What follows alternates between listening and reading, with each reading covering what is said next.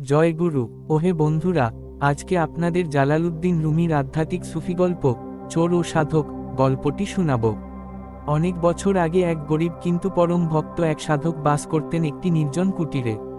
তার ঘরে ছিল না কোনো ধনসম্পদ, না কোনো অলংকার, না কোনো সজ্জা, শুধু এক মাদুর, এক পানি পাত্র আর একটি পুরনো চাদর। কিন্তু তার হৃদয় ছিল পরিপূর্ণ আল্লাহর প্রেমে। প্রতিরাতেই তিনি গভীর ধ্যানে, নামাজে আর জিকিরে নিমগ্ন থাকতেন। এক শীতার্ত রাত্রে, যখন চারদিকে নিস্তব্ধতা আর ঠান্ডা জমে আছে, তখন এক চোর সেই কুটিরে প্রবেশ করল। তার আশা ছিল কিছু মূল্যবান জিনিসপত্র পাবে, কিন্তু ঘরে ঢুকেই সে হতাশ হয়ে পড়ে। কোথাও কোনো ধন দৌলত নেই, শুধু একটি লোক বসে আছে শান্তভাবে নামাজে লিপ্ত। সাধক নামাজ শেষ করে তাকিয়ে দেখে এক অপরিচিত লোক তার ঘরে। তিনি একটুও ভয় পান না বা রাগ করেন না, বরং কোমল কণ্ঠে বলেন, বন্ধু, তুমি নিশ্চয়ই কিছু খুঁজছিলে, কিন্তু আফসোস, আমার কাছে কিছুই নেই তোমাকে দেবার মতো। তবে তুমি এত দূর এসেছ, শীতেও কষ্ট করেছ, এভাবে খালি হাতে ফেরা উচিত নয়। দয়া করে এই আমার একমাত্র চাদরটি নিয়ে যাও, এটা হয়তো তোমার কিছু কাজে আসবে। চোর হতবাক, এমন ব্যবহার সে জীবনে কখনো দেখেনি।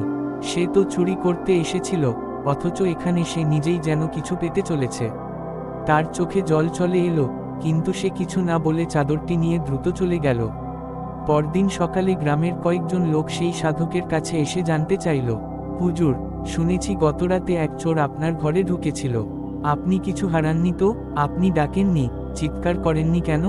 সাধক মৃদু হেসে বললেন, চোর? না না, সে তো আমার শিক্ষক ছিল।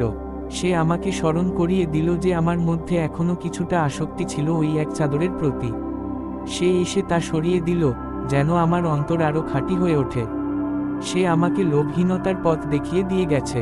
রুমির বাণী এই গল্পের মধ্য দিয়ে জীবনের প্রতিটি পরিস্থিতি, ইভেন যেটা আমাদের কাছে বিপদ মনে হয়, আসলে সেগুলো এক একটি শিক্ষা।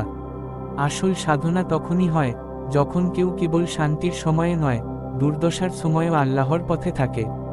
রুমি বলেন, যে আলো খালি ঘরেও জ্বলে, সেই আলোই সত্যিকারের আলো। চোর এখানে শুধুই এক বাহ্যিক চরিত্র নয়, সে হচ্ছে সেই ঘটনা বা ব্যক্তি যে এসে আমাদের অহংকার, লোভ আর আসক্তি থেকে মুক্ত করার সুযোগ এনে দেয়। সবাই ভালো থাকবেন, সুস্থ থাকবেন, সকল জীবের কল্যাণ হোক।